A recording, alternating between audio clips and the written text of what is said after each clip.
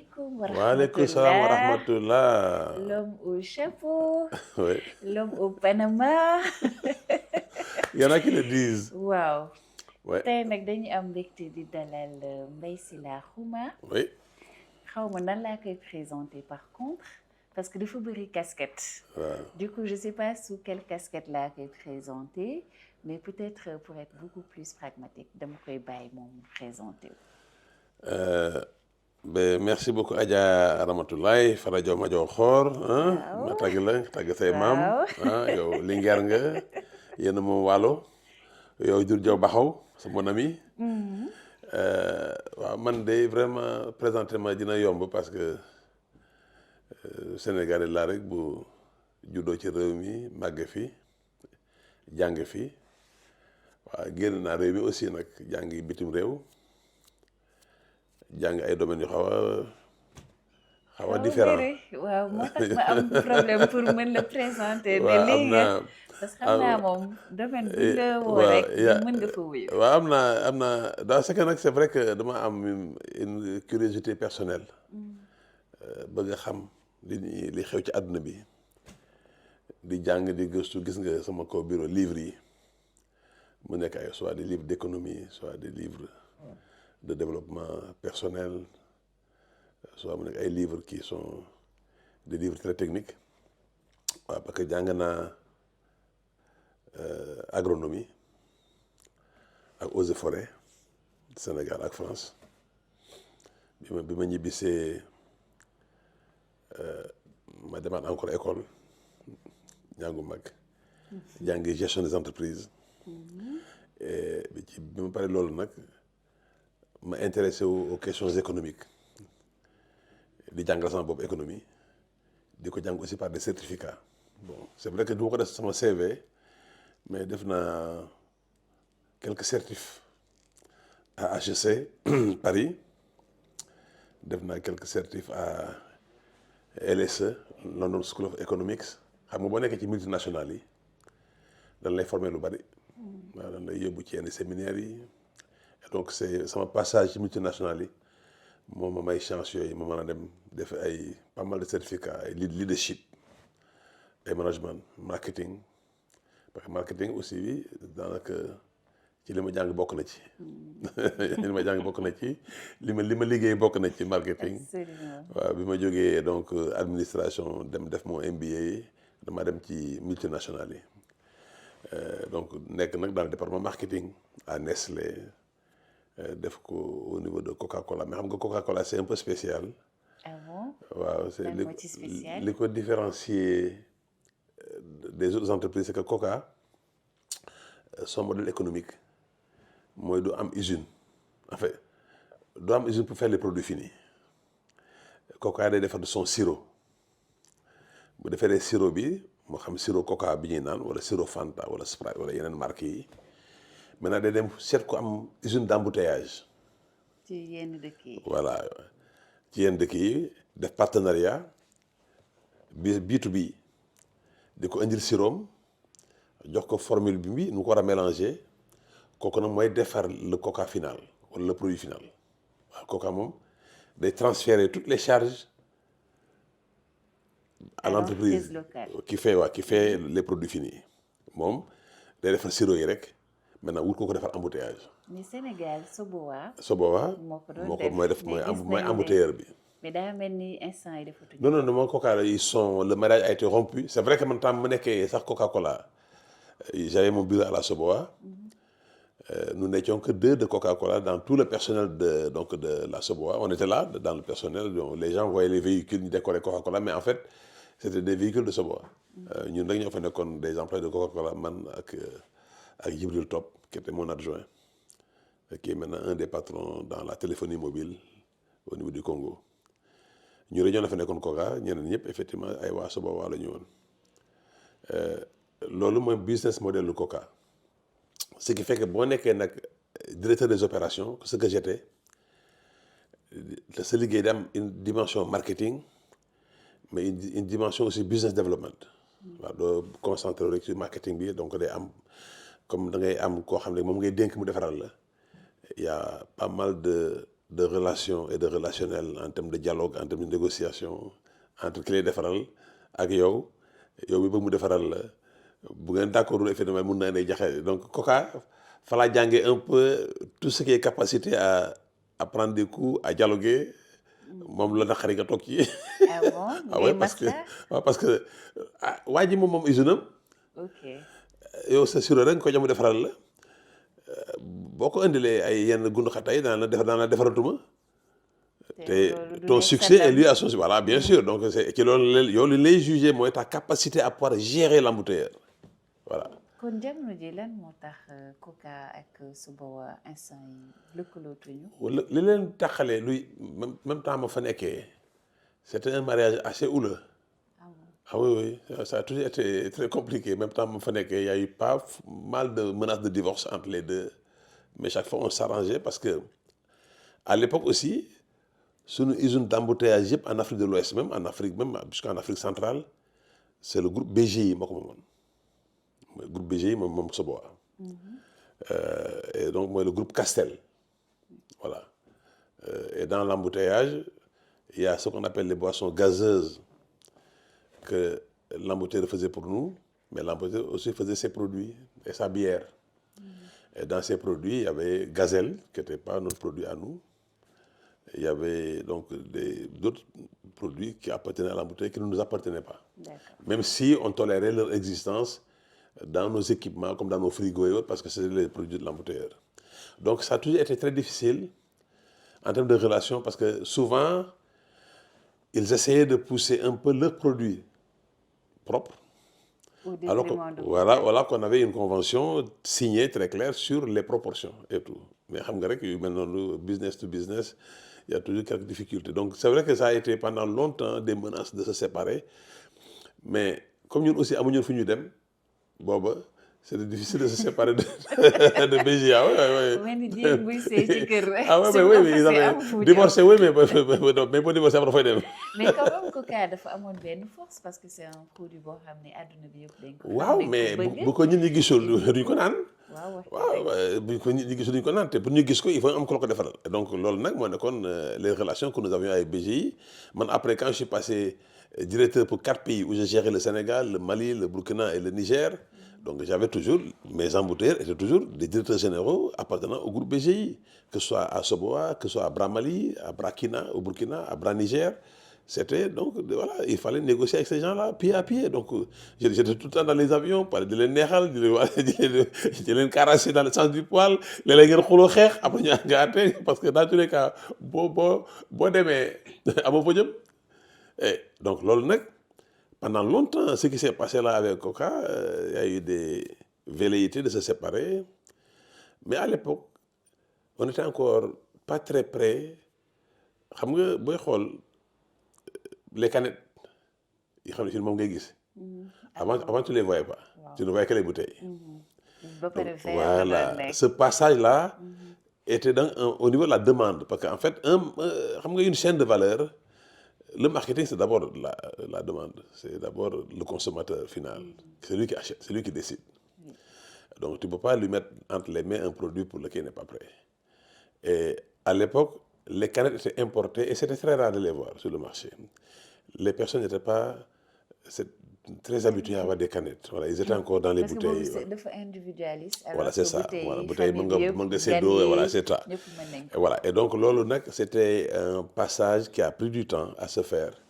Ce qui fait qu'il y a eu parfois des velléités de Coca-Cola de se lancer et de créer ces usines de production de canettes.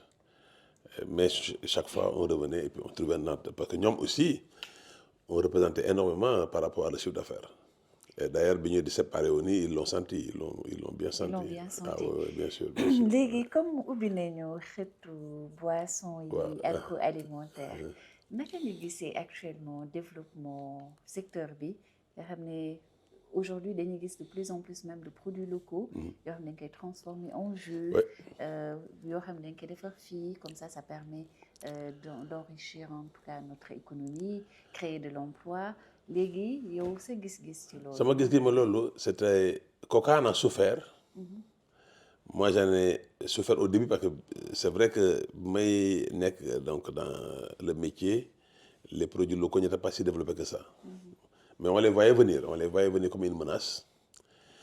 Mais par rapport au pays, c'est une bonne chose. Ça a peut-être fait mal à Coca-Cola en tant qu'entreprise, mais moi, en raisonnant en tant que Sénégalais, je dis que c'est une bonne chose. Et les Sénégalais, à un moment donné, ont pris conscience que c'était mieux de boire les produits locaux. Parce que c'est sociologiquement moom la ñu xam ay naan bisaab dans le temps boo waree ba ngoon dañoo def bisaab xool ko ci ndox mi nga naan mais c'était pas encore dans une vision de développement industriel waaw c'était vraiment artisanal.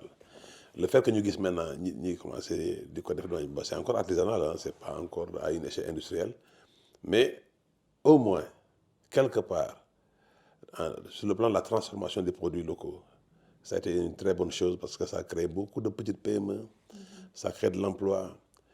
Et il y a eu une demande au niveau de la consommation locale qui a effectivement été encouragée par la consommation donc de li ñu moom lekk li nga xam ne moom ngay récolter moom nga xam et tout.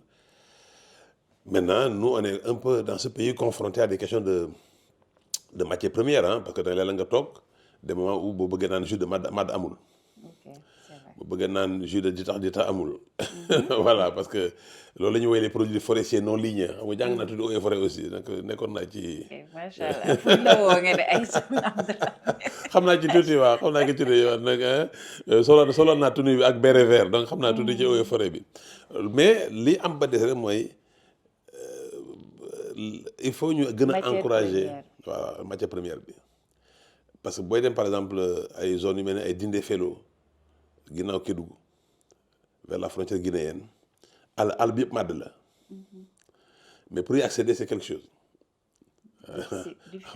Pour y accéder c'est quelque chose en fait et pourtant c'est une zone où il y a beaucoup de màdd il y a beaucoup de tamarin booy xool ñu fii ay jus de tamarin malheureusement ça vient du Vietnam wala de Thaïlande. Jus de coco préféré xam nga yow loolu la ngay naan yow koddu wala ak Fana Cissé sama kal bi. yaa ñuy fournir waaw maa ngi définir jus de coco. Jus de coco nag moom en fait amuñu matière première ñun. waaw amuñu coco yu bari donc les rares cocotiers que nous avons mooy li gars yi dagg ci mbedd mi di ko naan di ko dagg di jaay. Mais on a les forêts pour planter des cocotiers donc loolu question de souveraineté la et puis de décision. Mais li am rek mooy y a un marché qui est là da ngay toog ci jour léeg-léeg nga yow mii nga xam da ngay wër di xool coco yi nga di ma wër naa fu ne gis aw ma jus de coco xam nga loolu moo lay war qu'il y a une demande extrêmement importante et loolu dem ba nit ñi di wut produit di ko wër di ko gisuñu ko moo lay war ne que y a un marché essentiel qui est là mais tous ces produits nous viennent d'Asie parce que tout simplement nous avons mis beaucoup de temps à comprendre que les produits manufacturiers en fait la transformation de produits locaux donc sur le plan industriel c'était la clé du développement. On a mis du temps pour ça mais bon il y a un peu de réveil il y a un peu de réveil. ñu ngi commencé góorgóorlu. ñu ngi góorgóorlu des na nag lu bari mais comme il y a un début à tout il faut encourager ce qui existe ñu xam aussi que en matière de produits faut pas tricher sur la qualité. Oui. Il y a des produits locaux que j'achetais beaucoup au début où tu sentais vraiment le goût de la matière première. Mais après quand boo leen jëndee en fait looy gën a sentir mooy sucre. Voilà, les gens remplacent ils mettent des colorants pour mu gën a vert wala mu gën a bon xam nga nit ñi defuñu aussi quoi donc yooyu lu muy indi rek mooy gars yi dem ba. xam ne lii yi désintéressé wu ci parce que tout simplement on a juste sur la qualité. loolu la mooy avantage yu industrie moom comme c'est la machine qui fait mënul tricher. boo nekk le mélange c'est 6 volumes d'eau 1 volume de sirop et autres. Quand tu lances la machine, tu bois la canette de coca, celle que tu as achetée à la boutique de Ndiagagna ou celle que tu as achetée à Dakar, c'est le même. Voilà. Et ça, il n'y a que les standards industriels qui le permettent. Bon, c'est industrialisé, il y a des standards de production et un contrôle de qualité qui fait que on a un produit qui change. Le jus de coco que tu prends de Thaïlande, que tu l'achètes en Thaïlande ou ici, c'est la même chose parce que c'est industriel. Et d'ailleurs, les gens te mettent toutes les caractéristiques et toutes les valeurs nutritionnelles sur la canette, nga xool ko xam li ngay naan lan la. Et loolu c'est important. léegi ci sa casquette yu bëri yi toujours da nga nekk expert en chaîne de valeur. waaw. te dañ ci yëngatu fi ñu nekk nii. fi mu nekk nii waaw. voilà jamono yi fi ñu nekk bureau bi ñu toog ci. waaw yooyu bi ñu toog nii maa ngi effectivement ngeen ci trop. voilà ci loolu la ñuy gën a yëngatu mooy les chaînes de valeur xam nga la chaîne de valeur nag ñi parfois ñi dañ ciy nekk sax te du ñu xam ne ñu ngi ci biir chaîne de valeur bi lu tax ñu koy woowee chaîne de valeur mooy day nekk benn genre chaîne càlla la avec des anneaux li ñuy wax les maillons produit industriel boo mën di gis léegi on parle de coco chaîne de valeur la li tax boo canette coco bi ngay jël nii am na jaar c'est le résultat d'une chaîne de valeur bu jógee ca garab gi jógee ci pépinière bi donc pépinière bi jógee ci recherche développement où les gens ñooy liggéey dans les laboratoires de recherche pour trouver la bonne graine de coco qui va pouvoir fournir xam nga coco boo ko dajee am nga chair de coco am nga ndox eau bi la recherche permet de pouvoir dire à l'arbre produit plus d'eau que de chair de coco parce que les gènes ne sont pas les mêmes donc loolu mooy importance de recherche waaw de mettre l'accent ci sur point ça boobu. et les chercheurs développent la graine ou la noix de coco bi ngay planté ba boo ko récolté effectivement da lay jox beaucoup d'eau. c'est comme muy indi beneen misaal mooy ñi nekk ci aviculture. poulet de chair ak pondeuse. Voilà. c'est selon la recherche. Absolument voilà lii la lay jox. voilà donc la recherche donc au niveau donc de l'aviculture mooy permettre ginaar bi mu développer donc les gènes yi gën a joxe nen wala que mu gën a joxe yàpp foofu moo tax recherche la chaîne de valeur elle commence par la recherche développement. ñu fàttali ne yaay PCA ISRA. waaw waaw tamit beneen casquette ci beneen casquette bi encore. man PCA ISRA bi ma nommé. ISRA mooy institut Sénégalais de recherche agricole. C'est vrai que j'ai fait Subagro Montpellier donc mais je suis sorti tellement longtemps que fàttewoon naa sax que man agronome laa que jàngoon naa ko bi ma nommé mais sama nomination PCA bi ma yëguma ko woon. ah bon yëguma ko woon. sama benn c'est un de mes cadets en fait voilà agronome je pense que qui était là bi ñuy discuter les nominations de PCA kenn yii man am naa sama benn grand nañ ko jox ISRA. ah kooku de. waaw. il a bien vu je pense. Et puis les gens me racontent gars yi parce que moom ma woo ne ma ah grand. dugal naa la. tooñ naa la de ma ne ko ah bon man waa tooñ naa la parce que damay bañ nga yëgandoo ko ak ñëpp mais bi ñu joxee turu PCA yi joxoon naa sa tur pour ISRA ma ne ko man j'ai déjà tellement de choses à faire j'ai déjà dans mon assiette des choses que j'ai fait mu ne ma ah joxoon naa sa tur de et il m'a raconté effectivement ce que les gens ont dit autour parce qu'il y avait beaucoup de monde et dans un groupe comme ça et comme les nominations de PCA se font à la primature et à la présidence un PCA représente le président de la République en fait. Oui. Voilà. Il ne dépend pas du ministre. Par exemple, le ministre de l'Agriculture n'est pas mon patron. C'est le patron. Mon patron, c'est le président et le premier ministre. C'est ñoom ñoo ma nommé. Et ils m'ont raconté un peu ce qui s'est passé parce que xam nga bu ñu lay proposé yu mel noonu ci jotaay bi am na ñu lay xam. am na ñu la dul xam. ku mel ni ministre Ngaye Diop. fekk na waxtaan bi moom ma nettali na mais je leur ai dit ce que je pensais et tout parce que je me suis rappelé tous les discours que nous avons eus bi nga nekkee Nestlé parce que Serigne était à la recherche à Nestlé.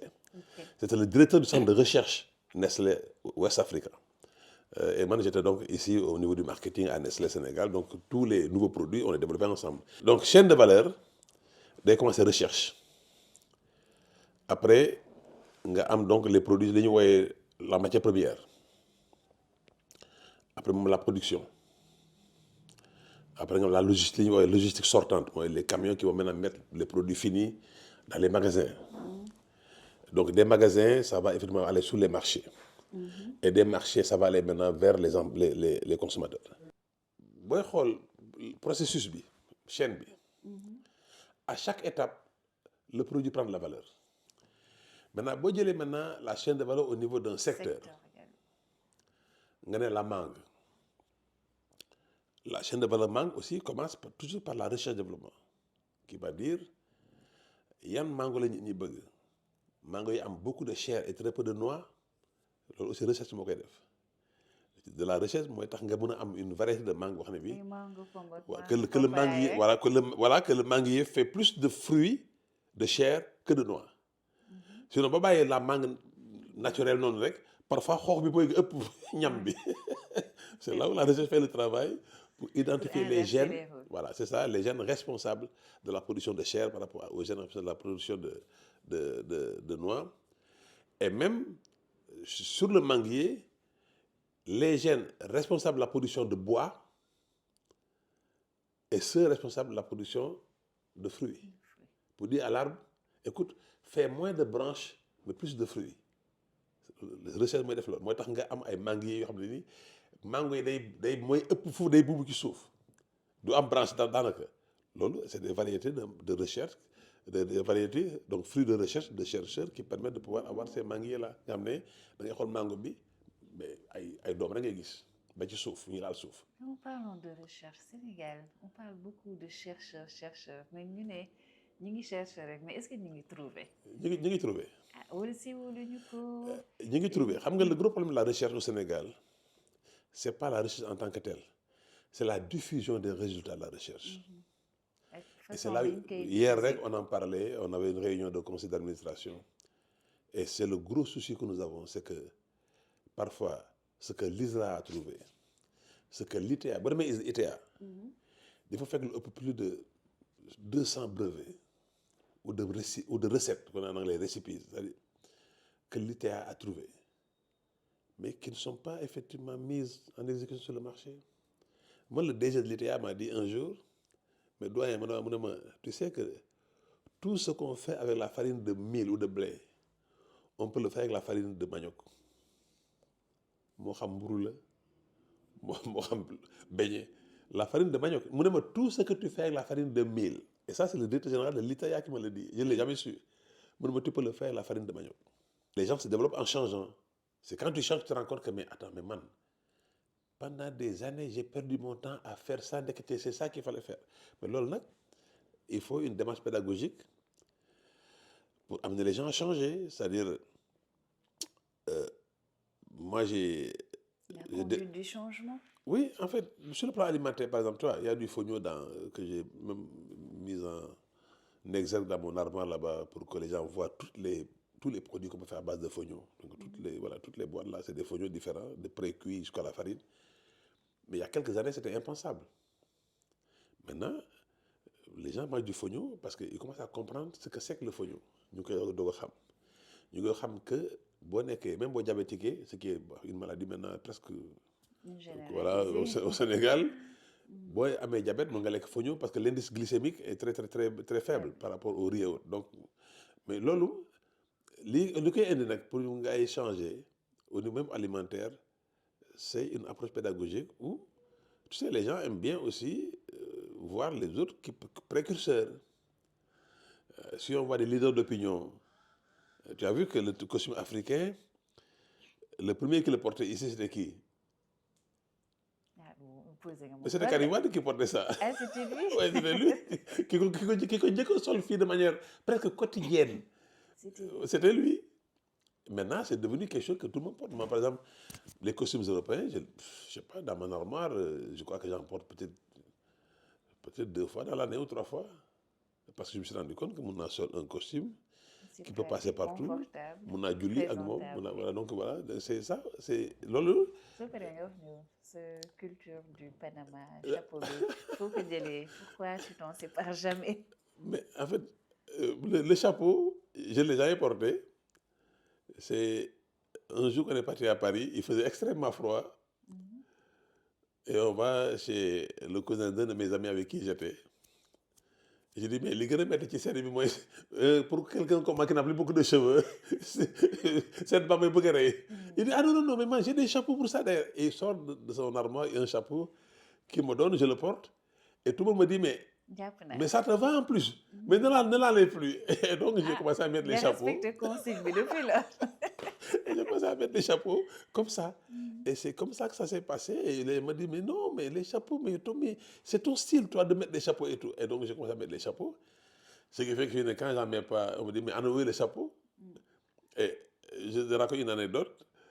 j'étais un jour avec un ami qui me donne rendez-vous à l'hôtel. Je suis dans le hall et je le vois sortir. Je dis, ah, il vient me voir. Et je le vois passer. Il regarde à gauche, à droite. J'étais là, il est passé 3 fois devant moi. Et à un moment donné, j'ai dit, mais El Hadj, quoi, c'est? Il dit, mais je cherche quelqu'un avec un chapeau. Kon daal yow sa signe distinctif c'est le Voilà. chapeau. Maintenant, c'est mon signe distinctif. Et même parfois, quand je vais sur certaines chaînes de télévision, on me dit, mais doyen, on a un chapeau. Je dis, oui, mais j'ai un chapeau Aoussa. Je dis, non, non, c'est pas pareil. Voilà. Donc, on parlait de ça. Donc, chaîne de valeur, on a ce que c'était. Maintenant, si tu prends par exemple un secteur comme la banque, la chaîne de valeur part toujours de la recherche-développement jusqu'aux producteurs, donc qui sont donc les producteurs de mangue, qui ont des vergers de manguiers. Ensuite, vous avez maintenant ceux qui vont aller récolter. Donc, ça peut être les producteurs, ça peut être des intermédiaires qui vont aller prendre effectivement donc, les manguiers ou les mangues pour les amener soit au niveau des marchés pour les vendre, soit pour les amener maintenant au niveau des centres de production et de transformation. Ce qui fait que, par exemple, sur le plan agricole, la chaîne de valeur primaire, c'est la chaîne de valeur qui donne la matière première. C'est-à-dire, c'est-à-dire, gerte, de la recherche-développement au pays en culture. Cette chaîne de valeur primaire, elle finit par le produit final, moi gerte, ou le mangue, ou le darkassou. Sur le plan industriel, l'arachide ou la mangue ou l'anacarde devient maintenant la matière première qui va devenir du jus de mangue, de l'huile d'arachide. Donc il faut faire la différence entre la chaîne de valeur industrielle et la chaîne de valeur donc matière première agricole, ou quelle que soit la matière première, qui elle finit par le produit final. Nous, ce qu'on regarde, c'est sur ces chaînes de valeur, c'est d'identifier les maillons faibles. En disant, si on veut développer la production de jus de mangue, on va analyser tous les maillons de la recherche-développement jusqu'au produit final. Les maillons faibles peuvent être la production de mangue, parce qu'il n'y en a pas beaucoup. Il faut donc planter des manguiers. Les maillons faibles peuvent être la logistique de conservation, donc des chambres froides. Donc c'est ça qu'on regarde pour dire, pour être compétitif, il faut mettre l'accent sur ces maillons. Et c'est là maintenant qu'on va dire aux gens, il faut demander à la DER, si quelqu'un vient avec un projet sur la mangue, si c'est un projet de plantation de vergers de mangue financé, parce qu'on a effectivement un déficit, le besoin est là. Si quelqu'un vient avec un projet de transformation de mangue et autres, vérifier que la matière première est disponible. Et on le voit, au moment où nous sommes, si tu vas acheter de la mangue séchée à Amo, les gens, la matière première à moule, et puis ce qui a été produit, a été vendu, donc c'est des produits très saisonniers. Donc là, c'est les éléments sur lesquels nous réfléchissons beaucoup pour jusqu'au marché final. Et c'est, par exemple, quand on fait l'analyse jusqu'au marché final, on se rend compte que la demande, c'est des produits spécifiques. Parce que si c'est la mangue séchée, on dit si vous voulez aller vendre en Allemagne, ils veulent que la mangue séchée ne change pas de couleur. Si elle est jaune, il faut qu'elle reste jaune. Il y a, par exemple, pour la mangue, voilà, des marron, parce que ça, c'est ce qu'on appelle les phénomènes d'oxydoréduction, en fait. La mangue change de couleur, elle passe du jaune au marron, mais le goût ne change pas. C'est juste un problème d'oxydation.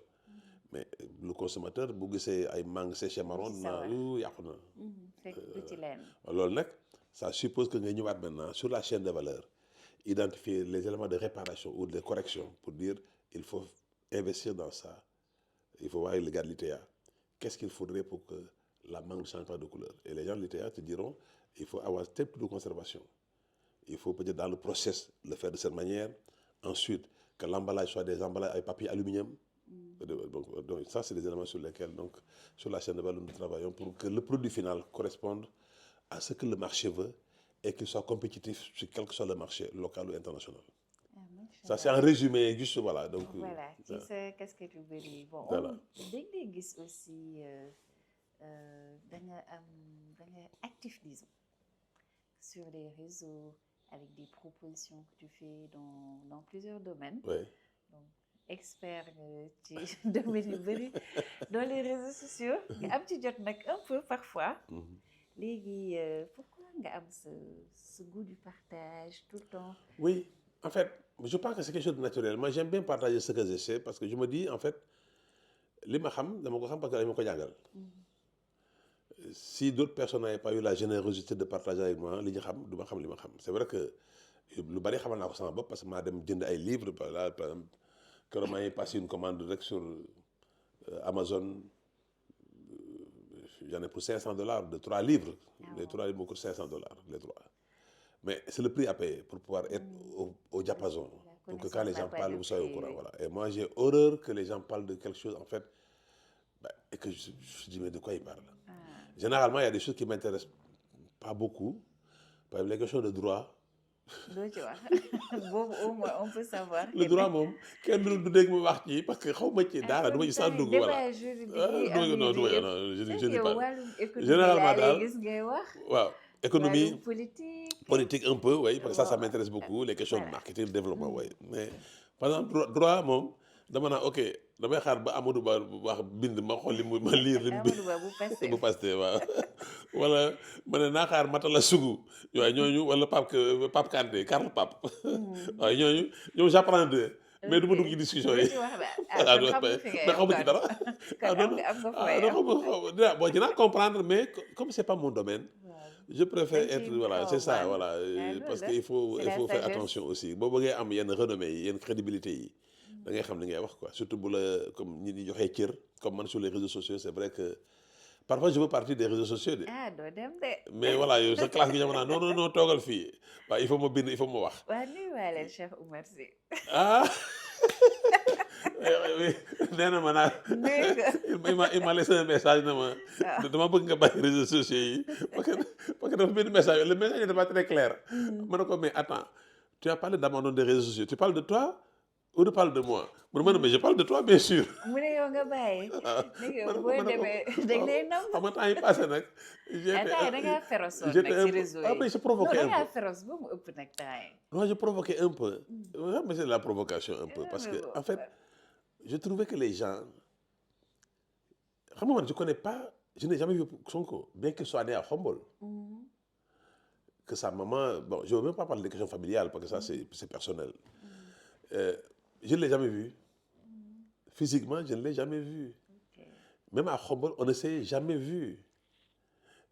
Parce que tout simplement, il y a le mot tout le monde qui parfois on s'est croisé chez lui. Ma ñëw ñu ne ma jaaroon na fi. Wala ma dem chez mon grand frère ñu ne Ousmane ñëwoon na fi. Ba dëj wala yu mel noonu. Mais mosuñu tasee parce que j'ai l'occasion de ces gens parce que bokkuñu génération. Voilà, bokkuñu génération. Ku mel ni Antoine Diome lui bokkuñu génération mais il a grandi devant moi. Sonko a grandi avec sa maman en Casamance. Ils ont quitté Khombole il avait quoi peut-être 2 ans.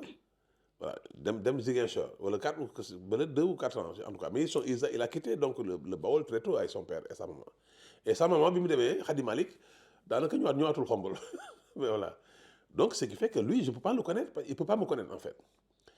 Les jeunes de Khombole qui ont peut-être l'âge de Sonko, ceux qui me connaissent sur le terrain de football. Quand je joue à nawetaan. waaw ñoom ils me connaissent parce que ñoom ils ont grandi en me voyant jouer au football et tout ñoom ils me connaissent mooy génération donc ñi maasee Sonko mais bi Sonko commencé di ñëw Khombole man fekk na ma génn Sénégal.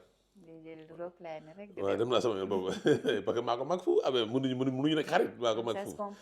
président Diomaye musuma ko gis. Même Amadou Ba, on ne s'est pas encore vu physiquement. En fait, tu sais, dans les réseaux, parfois, il y a une communauté naturelle. Oui, mais on vient de se parler sur WhatsApp. Là, il y a quoi, 1 heure de temps. On s'est parlé sur WhatsApp. On ne s'est jamais vu. Le seul de Pastef que je connais, physiquement, c'est celui qui a donné mon nom. Pour le poste de PCA. C'est le seul que je connais qui est membre de Pastef. Sinon, je n'ai jamais assisté à une réunion. Et d'ailleurs, nous, c'est bien parce qu'à l'ISRA, du ministre Mabouba Diagne au DG de l'ISRA, Moustapha Gueye, à moi-même, tu ne verras jamais un militant de Pastef dans la salle d'attente. On ne les connaît pas. Voilà, on n'est pas dans ça du tout. C'est juste les compétences qui comptent. Non, c'est les compétences. Moi, les gens m'ont mis là. D'ailleurs, les gens de l'ISRA disent, mais on n'a pas un PCA, on a un DG bis. Ouais, quand même, parce que da ngay impliqué Parce que wu. voilà, parce que sur le plan technique, parfois je me mêle des débats et tout. Et je dis non, non, non, man, d'ailleurs, je ne dois pas me mêler. Elle dit ah non, non, non, non, donne ton point de vue parce que ça nous intéresse. Je dis voilà, parce que c'est un domaine donc, dans lequel je n'ai pas été. Je n'ai pas été chercheur, mais je suis agronome, je suis ingénieur. Et comme Manel Mac aussi, il y a des choses sur lesquelles je peux en parler parce que je connais des chercheurs de ma génération. Voilà, donc voilà. Donc voilà un peu. Ce qui fait que sur les réseaux sociaux, je parle de beaucoup de choses, mais je parle de choses que je connais. Ce dont je ne suis pas sûr de quoi. Mais j'aime bien donner des avis sur des choses que je connais, que je maîtrise, pour que les jeunes générations puissent au moins profiter. Parce que pour moi, je pense que les réseaux sociaux aussi école là. Ah, C'est ma ne pourquoi je maa ngi parle de ciy ces jàng. questions-là. Voilà. Donc, pour partager en fait ce que je sais. Cheikh Oumar daal D'ailleurs, yóbbu na ma Abdoulaye nee na Sayer Diop nga. dit que je fais, surtout Abdou Aziz Wan, je fais de la consultation gratuite. Ah, mais bon, les gens en ont besoin Voilà, c'est aussi. ça. Je pense que les gens en ont besoin et je le fais vraiment avec plaisir. Donc, Cheikh Omar, je suis nuyu bu baax a baax a baax. Donc, yow nee nga ma ngi jóge réseaux sociaux yi. Rama nee na pas question. Donc, D'accord. il faut qu'on trouve une réunion à trois hein, pour D'accord. tirer ça au clair. Hein. Mhm. Voilà. Mais bon, alors, situation actuelle, économique, sociale du Sénégal, am nga ci yaakaar? Oui, am na ci On est yaakaar. sur la bonne voie. Am na Yan non, piste de solution nga mën a. am naa ci yaakaar. Les solutions ne seront pas immédiates. Et c'est pour ça que je dis toujours au régime, wax la li ngeen fi fekk. La situation économique, elle est ce qu'elle est, elle est difficile. Il faut très rapidement que, même s'il y a besoin de remettre le cadrage macroéconomique, donc tel que demandé par les bailleurs de fonds, le déficit qu'on revienne à 3%, c'est pas demain la veille. Que l'endettement revienne à 70%, ça c'est pas demain la veille. Mais qu'on se mette en situation de pouvoir relancer l'économie. Relancer l'économie, moi, voir les secteurs qui sont porteurs de croissance et surtout les secteurs qui sont porteurs de création d'emplois. Moyenne en général, C'est agriculture. agrobusiness, oui. Mais l'agrobusiness, il faut immédiatement avoir le dispositif de transformation. Mu nekk la chaîne de valeur. Absolument, voilà. Et ça suppose quoi? Ça suppose que ce que tu as transformé en un marché, beaucoup de souvent, les gens oublient. Et ils mettent trop l'accent sur l'amont de la chaîne de valeur, moi, la partie production et tout. Et chaque fois, on dit, waouh, les paysans ont les oignons entre leurs mains. Voilà, les pommes de terre sont en train de pourrir dans les champs. La chaîne de valeur, elle est commandée par le marché. Avant de développer les productions, assure-toi Étude que de marché. le marché est prêt à les accepter. Souvent, ce travail n'est pas fait. Après, les gens financent, produisent, quand la koy jaay. Beaucoup de gens, ils disent volaille, oui, mais après. Problème d'écoulement, les gars. Oui, il faut verrouiller le marché, il faut l'identifier, les acheteurs, leur goût, leurs préférences, prix, qualité. Beaucoup régler, bah pareil. Les 4P daal du marketing. Ouais, oui, Ñu lijjanti. la demande commande la chaîne de valeur. C'est le marché. Et donc, souvent, les gens oublient cela. Ça veut dire que ces secteurs agricoles, il faut les identifier. Les produits de transformation, il faut les identifier. Les marchés vers lesquels on va les écouler, il faut les identifier parce que le marché mondial, on n'est pas seul. Ah oui, Concurrence. et le marché, c'est le marché. Ku mën sa morom dugg. Ah oui. C'est pas parce que tu as fait un compte d'exploitation où tu dis, bon, j'ai acheté à 100 francs, j'ai mis 25 francs, donc ça fait 125, j'ai transporté 10 francs, ça fait 135, donc je vais vendre à 150 en bénéfice 15 francs. Oui, ça c'est ta vision compte d'exploitation. Arrivé sur le marché, tu peux trouver des concurrents qui vendent à 120. Tu peux trouver des acheteurs qui sont organisés. À un marché, ce que Michael Porter appelle le pouvoir de négociation, bargaining forces, entre les suppliers et les buyers, entre les fournisseurs et les acheteurs. C'est ça qui détermine le prix. Ce n'est pas ton compte d'exploitation. C'est si les acheteurs sont regroupés, ils sont unis. Vous les fournisseurs, vous êtes dispersés, ils vous imposent le prix. Donc, face à des acheteurs unis, d'ailleurs, tu le vois au niveau des fruits et légumes. De force. Les fruits et légumes qui sont contrôlés par une certaine communauté. Et ils vous imposent leur prix. Beaucoup de foules, ils te laissent, ça fait yàqu say loxo. Donc, tu cèdes. Ce rapport de force-là, maintenant, pour régler ça, il faut avoir des vendeurs aussi unis. Une coopérative qui vient qui dit, et qui a le dispositif de conservation de leurs produits. ñu bañ ko gaaw ah a oui parce que bu fekkee du passer. yàqu sa loxo. Un de nos bi ñu demee Toubacouta sur la chaîne de valeur mangue un des producteurs disait oui mais ñun bu mango yi ñoree mango bi dana la jaay ma mbaa ma yàqu. donc da ngay bëgg waaw te surtout que sax amuñu moyen saaxee oui ko. surtout que amuñu ay pistes de production parfois pour écouler ko donc le gars qui vient dans le champ ne ko si ñaata mango nga am fii compter ko ne ko fay naa la nangam kooku mooy am kooku kii mooy bi la force mu am la mu am le pouvoir de négociation parce que il est un acheteur loolu nag mooy déterminer prix bi donc le vendeur lui il day xool mango yi bu ko jaayul mu yàqu ci ay loxoom donc il ne regarde pas le compte d'exploitation day jaay li nga xam ne rek le rapport waaye ñaata nga ci am ñu waxtaan cette discussion là maintenant c'est le pouvoir de négociation et sur le marché nag quel que soit le marché c'est ça qui détermine le prix donc si les acheteurs sont unis regroupés dañuy wax concentration il faut que les vendeurs se regroupent ñoom tam concentré wu laal nag mu nekk bëkkante mais boo boolee Balla Gaye ak Modou Lo mu nga am combat parce que ñoo rapport de c'est force yi équilibré. mais boo boolee Balla Gaye ak Yawou Dial amoo combat loolu sur le marché donc l'économie il faut la relancer il faut identifier les secteurs aider le secteur privé local mais il faut surtout attirer le secteur privé international. L'avantage d'attirer ce qu'on appelle les investissements directs étrangers, c'est que souvent, c'est des investissements qui ne sont pas en concurrence avec le privé local. Parce qu'ils ont déjà leur marché.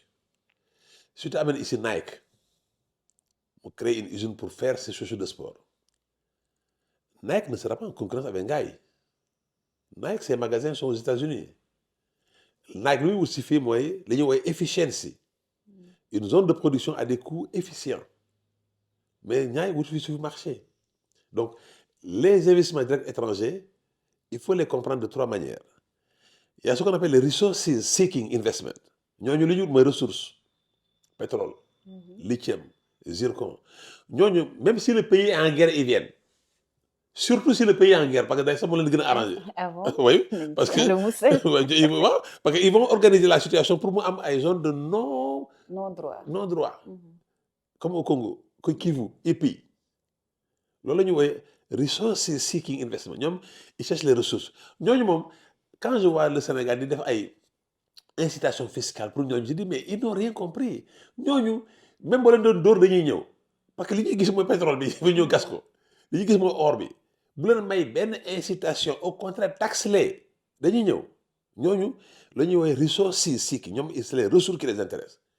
Et l'homme man di def dañuy ñëw parce que li ñu am mooy cette ressource là comme le lithium qui fait les batteries pour les véhicules électriques qui sont les véhicules de demain boo amee lithium foo ja gaa yi ñëw mu neex la mun a xarit boo bëggul sax ñëw mun a sax créer bande armée foofu créer fa une petite guérilla pour rien que pour non nañ ñëw fekk fi jàmm rek. waaw loolu mooy li maintenant loolu boo ko amee nag fexeel ñu ñëw nga négocier ñoom mais bu leen may dara xeexal ak ñoom. Et c'est là où je suis d'accord avec donc, le gouvernement là en disant non, les industries extractives, il faut y faire des khalis bilou gana bari.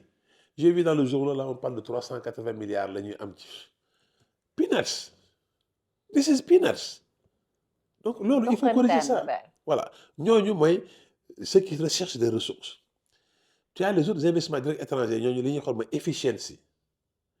Moy fan la mëna défaré li dans des contextes de production qui me coûte moins cher, de logistique plus efficace. C'est là où le Sénégal peut se dire, man, bah, écoute, je suis la porte avancée pour l'Europe. Donc, une position géographique, elle est idéale. On ne l'a jamais exploitée. Jamais comme il faut. On a, malheureusement, au niveau efficiency, un gros retard sur le coût de l'énergie. Si nous avons une énergie à 30 francs, CFA le kilowatt industriel, au lieu de 85. Maintenant, il fait dans 3 ans, plus de 100 entreprises qui vont faire soit des tissus, soit des soit des chaussures. En parlant de tissus, le feu c'est une catastrophe sociale, sanitaire et économique. Les gens pensent que nous avons une industrie, donc on dit que non, on va vous amener. Mais effectivement, il y a ce qu'on appelle les démarques. Parce que c'est presque des yére yu bees. mais li gën a bari ci fëgg jaay mais ça vient de Armée du Salut c'est dans les poubelles mooy yi gars yi sànni yi indi fii Colobane mais loolu musul développé dëkk. Il y a des pays qui ont refusé ça. Maintenant, quand le ministre en a parlé, c'est vrai qu'il n'a pas précisé que c'est une mesure qui se prépare et avec des préalables. Mais la vision de l'économie n'est pas d'avoir ces ambulants-là qui vendent les feuilles dans la rue. La vision de l'économie normale, ces ambulants sont dans les usines en train de produire les tissus et les articles vestimentaires. Et nous avons maintenant des magasins de distribution de ces produits-là. mais Patrice Sarr nee na ñuy sañse fëgg jaay la ñuy sañse. dañu. fëgg jaay la ñuy sañse gisoo Patrice Sarr ni muy dugal ci. non waaw mais loolu en fait c'est combien de gens ñi sañse ak fëgg jaay. mais par rapport au pouvoir d'achat ñi nga xam ne ils peuvent se permettre d'acheter c'est justement vêtements. boo indee le courant à 20 ou 30 francs le kilowattheure. Tu sors des articles au même prix que le fëgg jaay de qualité neuf articles neufs. Donc loolu mooy en fait tu prépares c'est xam nga souvent les gens sont réducteurs parce que dañu naan waaw mais boo fi indee fëgg jaay boo fi jël loo ko indi oui il faut préparer les pays qui l'ont fait ils l'ont réussi l'Éthiopie l'a réussi. L'Éthiopie son industrie de production de chaussures et de vêtements actuellement emploie plus de 450 000 personnes. Ils l'ont fait en 2015 et maintenant. Ah bon? Ah oui, oui.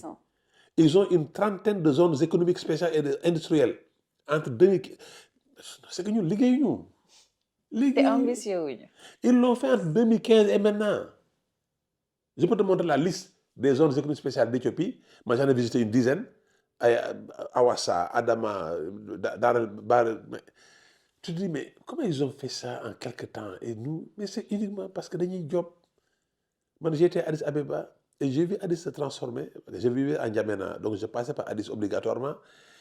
Entre 2009 et 2011, j'ai vu Addis commencer à changer. Mais attends, mais qu'est-ce qui se passe? Et là, je suis reparti là il y a un mois à Addis.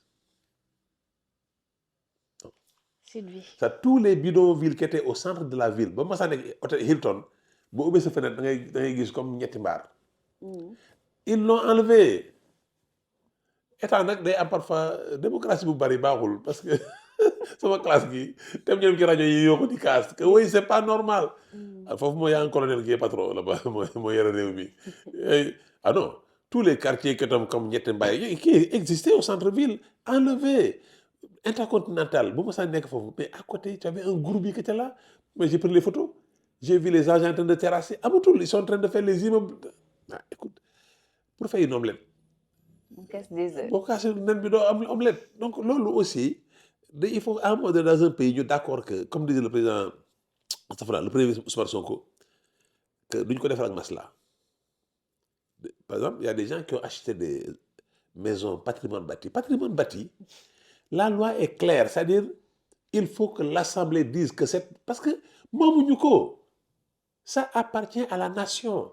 Les villas qui étaient autour du lycée Lamine Gueye, Boré Hassan, mais les gens se partagent ça, des villas sur 4000 mètres carrés.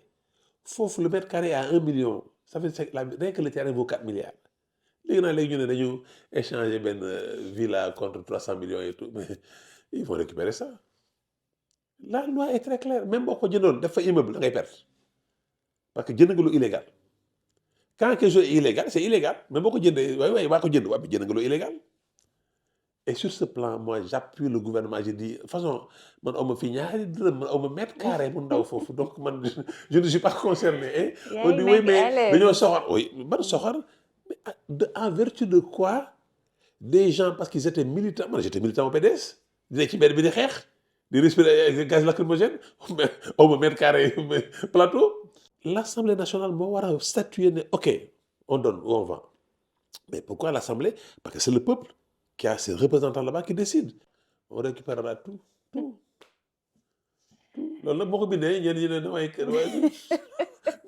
Mais dans la vie, Rama, comme disent les Chinois, il y a le yin et le yang. Il y a la vérité, il y a le mensonge. Il y a la justice, il y a l'injustice. Maintenant, parfois, tu es dans une situation de confort. Toi, tu sais que c'est illégal. Toi, tu sais que c'est injuste. Mais ça t'arrange. oui ça t'arrange maintenant bu la keneen ne way nga ne way dañuy soxor wala ñu liggéey ñu jàppaate mais mais ak jàppaate bi ay ñiy jàppaate ak ñiy liggéey bokkuñu. Le Sénégal paye ses salaires, paye la dette. Ça veut dire qu'il y a des gens exportent l'or. Maintenant, le juge, lui, son travail, c'est quoi? C'est de mettre les gars en prison. Chacun fait son boulot. Comment dire, oui, on est du ligue du Diapaté. Non, ni Diapaté, On l'homme peut c'est faire tout en ligue. même temps, en fait, si vous déguez. Mën nañ defandoo yëpp. Non, N'empêche, les choses séparation vont du marcher. travail, Rama. Ni Diapaté, c'est ligue, moi, Diapaté. Ni enquête, c'est ligue, moi, enquête. Man mii kenn enquête ma parce que man yorul ma kenn ñaari dërëm man kenn du ma woo fenn donc même les gens qui me voyaient avec Antoine je dis mais Antoine je travaillais pas avec lui moi je travaillais là notre bureau était au ministère de l'économie mais bu bëggee ne dara xombal daf may woo ne ma yow yaa ma ci doy pour les imams je veux leur donner ça du ma ko joxee yow laa koy jox donc il m'a donné ça il m'a koy yóbbu et puis il disait que grand bay kenn doon moom problème xaalis boo ko joxoon 10 000 francs en billet de 1000 boo ko laajee da la ko joxoon en billet de 1000 parce que maa ko yar il me connaît et donc je n'ai jamais assisté à une réunion au niveau du cabinet d'Antoine par contre nag doon naa ko sama xalaat loolu nag diggante maa ngi rakk la am na loo xam ne ngi suñu téléphone yi échangé am na loo xam ne dama ko wax oralement parce que lii man bettu ma lii nii bettu ma newoon naa ko tôt ou tard di nga gis sa photo comme ancien ministre kon fexee rek Ñu tëgg tas. waaw fexee rek ba bu fi gars yi jógee bul xat ci réew mi parce que yow boo dawee ba sori xombal gi nga nekk loolu nag daanaka ko wax mais loolu diggante ma nga rakk la waaw parce que li bettu ma parce que ni mu ko seqalu ma xam naa ne ñooñu amuñu ngor gi amuñu gëm-gëm bi waaw moo waxee ne ñu ne da ngaa bañ bañu ma ko walaay bañu ma ko man du ma bañ nit mais dinaa bañ jikko parce que man ñi ma xam ñu bari nee nañ ma li ma naay mooy sama jikko loolu nag mooy sama principal capital bëgguma mu yàqu mu ko waaw bëgguma ko wanteer parce que pour man boo amee actif boo xam ne bi moom la nit ñi xamee ci moom la nit ñi nawee boo ko fooyee c'est pour ça que je ne joue pas avec les valeurs et les principes. Généralement damay bind ne je mets au défi les gens ñu dem sama page Facebook depuis may bind pour opposer ma déclaration contradictoire parce que man du ma réagir par rapport aux individus en fait je réagis par rapport aux faits et aux événements parce que li chinois yi wax y a le yin et le yang amul leneen en fait dans la vie il y a la vérité face au mensonge il y a la justice face à l'injustice il y a le vrai face au faux maintenant chacun parfois choisit fi mu gën a am confort xam nga les samouraïs disaient dans le temps que le véritable courage c'est pas de se battre physiquement ils disaient que le véritable courage était de dire ou de faire ce qui est juste parce que dire ce qui est juste ou le faire parfois ça peut aller contre ses intérêts propres. Il faut être extrêmement courageux et extrêmement pétri de valeur pour accepter parfois de faire des choses qui ne sont pas du tout dans son avantage parce que avantage moo dafa neex xam nga jël xaalis boo xam ne moomuloo ko ngeen seddoo ko pàccoo dugg business class man je voyais les gens dans les avions yi gis gars yi surtout bu ñu yàggul dugg business class da ngay gis ne que ñii c'est des gens qui profitent du moment. Moi, je me rappelle dans nos voyages, parfois en business class, tu passais ton temps dans l'avion à écrire un rapport. Beaucoup de business class. Surtout que on sait qu'ils sont partagés l'argent en fait. Li am solo mooy nga teg sa tànk ci dëgg man dañ ma yar ci valeurs yi Sëñ Tuubaa àndoon ak sunu maam yi te man dama am maam bu jaayante Sëñ Tuubaa sëñ Eliman Xuma bi muy dem ci Sëñ Tuubaa waa Ngali yëpp dañoo meroon parce que dañu ne surtout maa gànna biraan ak lu maa gànna biraan maamu li si saar ni meloon ci diine ñu xam ko ci affiche alxuraan naka la sëtam man dem di topp kenn koo xam ne dañu rek kii sëriñ la mu ne leen ki may seeti bu doon téere yi rek la du ma jógee ngalik mais ki may seeti di Sëñ Tuubaa newul ci téere yi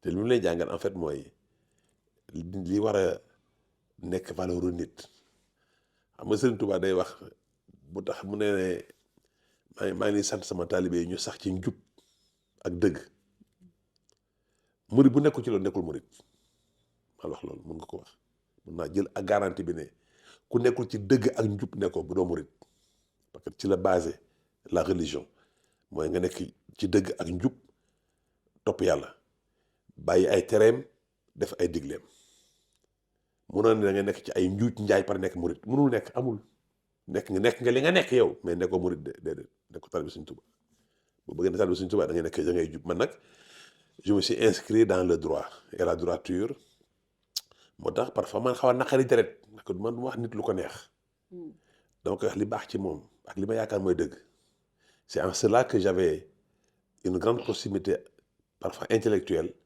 avec feu Alioune Badara Cissé ñëpp tout le monde est unanime pour dire que c'est un homme de principe man je vois des gens ici sur Facebook ou même dans la vie courante mais qui ont voué Macky aux gémonies quand Macky était rejeté par Ablaye Wade ñu koy défendre ñu temps boobu contre Karim Wade ils étaient du côté de Wade di xeex Macky amuñu ko waxul.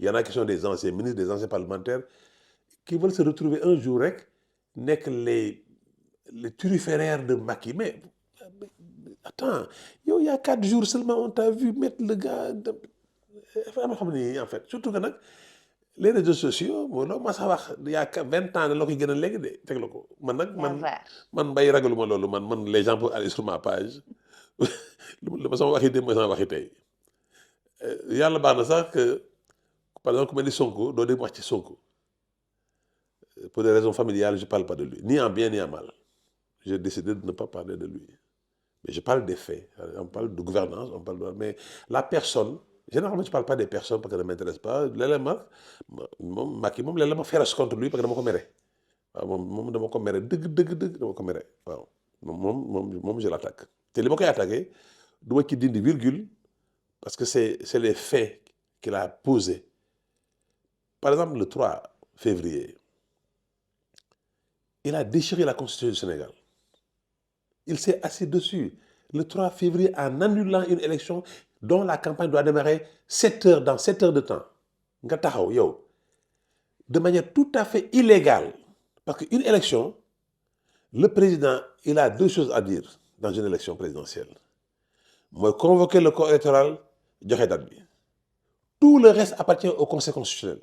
ba su deemam bu jotee booy li ñu war a fi wax boo deewu rek gorewo Lat Joor en partant deqale savait que du dellu mais loolu nag man mooy mun naa peut-être am un côté féodal mais dama am un côté ceddo parce que sama ñi ma yar sama nijaay yi nekk Lamba yar ma seen maam Tenc Yacine moom moomoon Bawol donc y a un côté ceddo qui est dans mon sang voilà loolu moom damay bañ léeg-léeg bu bañ jotee damay bañ waaw même fekk am naa du sang de Serigne di ko ci Makana Birane sama yaay moom Linguère la Fall la sant waaw maamam c'est Amady Ngoone Ndella Kumba Jaari Damel Teeñ mooy maamam donc loolu il faut mu daal doog suñu yaram daal mënut a ñàkk voilà donc di la gërëm encore une fois rek ci jotaay bu rafet bi di la wax ne nañu xiir nit ñi ci principe ak valeur loolu mooy nit en fait li sëñ Abdoulaye nee na sa waxi démb bu bokkee sa jëfi tey ko jara jàpp nga parce que nee na gor du ay buum ñoo koy yeew kàddu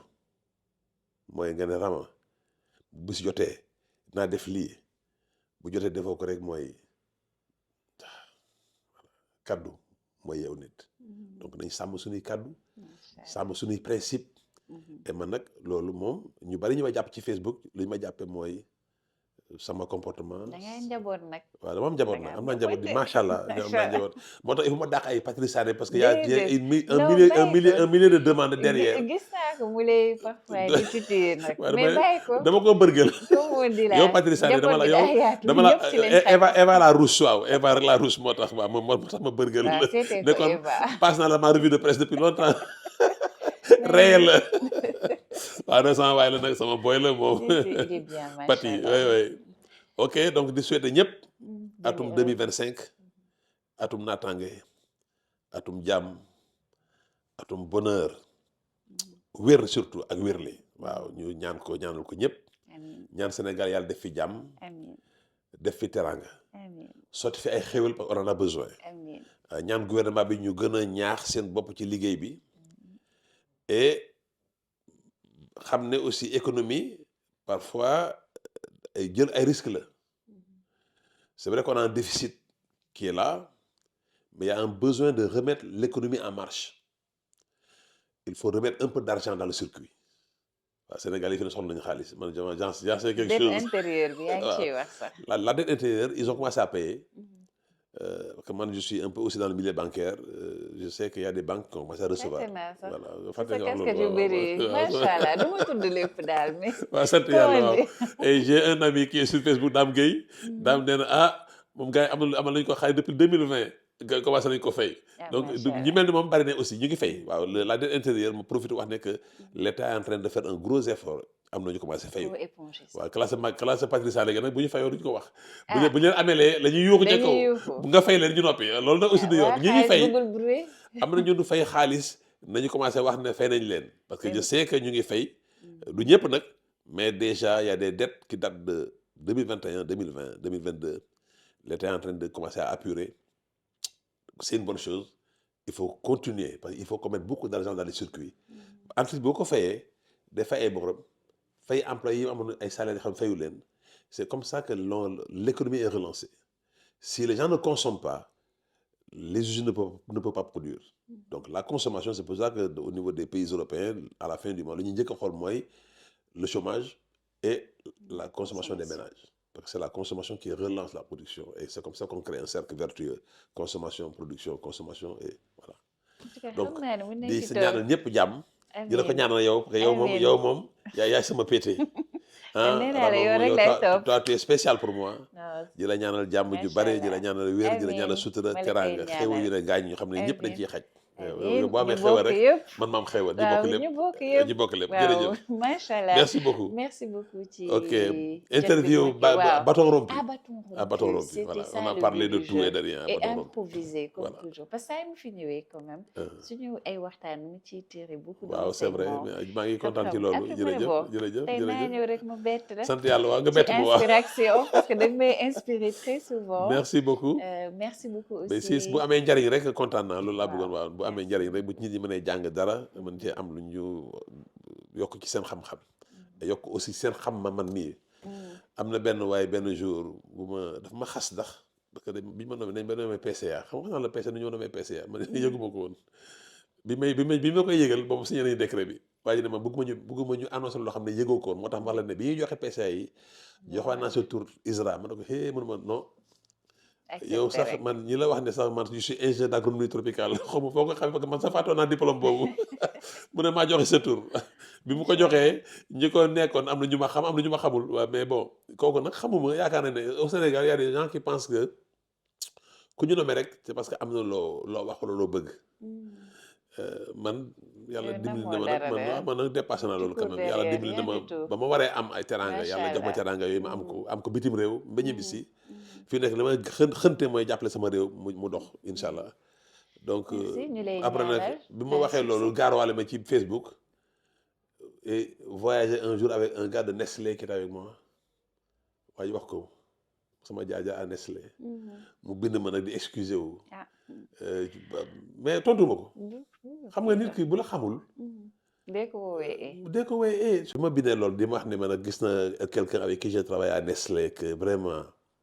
li wax ci man yëpp moom dafa mujj jaaxle ma ne ko mais moi je n'ai rien demandé yow yaa ma xas gaarool te xamoo ma man xam ne yow mosoo maa gis xamoo ma mosuñu bokk boolu cere ma yàlla mën naa def peut-être du ñuy gisee ba kanam may dugg suuf dem Touba mais ba ma waxee loo xam ne yow xamoo ci dara man sama reflet mooy mon miroir bu may yeewoo le matin xool sama seetu xool sama bopp xool li ma wax démb tëdd nelaw yeewu yàlla may ma yeewuwaat nga jëfewaat vraiment que ce que les gens pensent de moi ça me laisse de marbre parce que xamuñu ma man ñi ma xam dëgg waaw bu ma toogee sama biir mbokk ba li sëñ Fall waxoon rek bu ñu ne nit ndax baax na ñu ndax mbokk yee ko wax yow xam nga ma buñ ma xasee quelque part looy def ma da ngay sourire rek ba nga ñii de xamuñu ma waaw donc loolu doy na ma sëkk man parfois am ñu may wóode di ma réclamer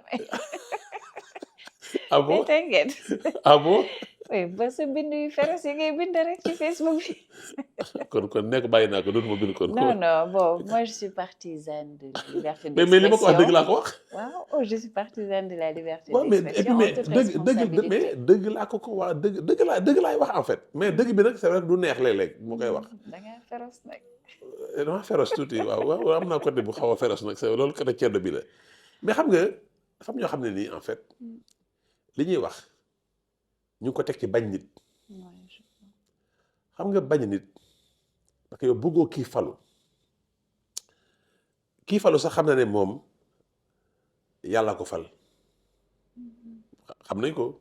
nee naa leen yéen xam ngeen ne état xajul ci yéen bu fekkee tout ce que l'état a fait demul bu fekk ngeen fexe bay renverser cette masse qui était toute contre toi, la police, la justice, tout a été mis en place pour vous neutraliser ngeen évader du yéen de bu ngeen xamee ne du yéen ngeen boole ci xam ne borom bi la te ngeen sédd ko ci yàlla mën na leen fi yàggal mais bu ngeen damoo rek dafa gis seen dënn moo leen nekk du yéen que moom la donc loolu aussi c'est le message que je lance encore pour ñu xam ne dañu boole ne c'est Dieu qui a décidé que ñoom lay fal jox leen mission de réparer la société parce que la société a besoin d'être réparée li koy réparer nag mooy ñu teg lépp ci dëgg waaw mooy même il y a des adversaires à eux qui sont des anciens de la l'APR qui ne sont pas des pourris hein.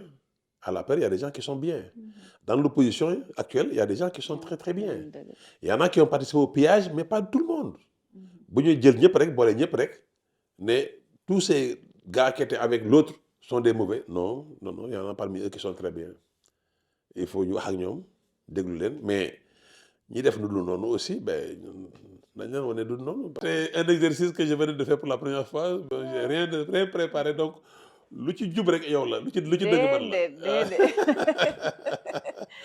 tàggatoo di ñaan yàlla atum jàmm atum 2025 voilà une année de succès et de paix prospérité pour tout le monde et de santé pour tout le monde. à mon âge là mooy ñaanal dama koy ñaanal santé je touche du bois. Inch'Allah sant yàlla dama ñaanal rek. non yow kenn du jóg ci di la ñaanal. macha allah d'accord merci beaucoup. maa ngi leen di remercier. merci beaucoup d'avoir suivi cette émission de Inspiration assez spéciale. di wax Ablaye Cissé TFM que añuma wala commande mboq la commande waaw damay xaw a xiifal tuuti waaw. non tey si guddi fête la. waaw tey si guddi ma rattrapé waaw. Allez, merci. Merci au revoir. beaucoup. À D'accord. très bientôt. Merci beaucoup.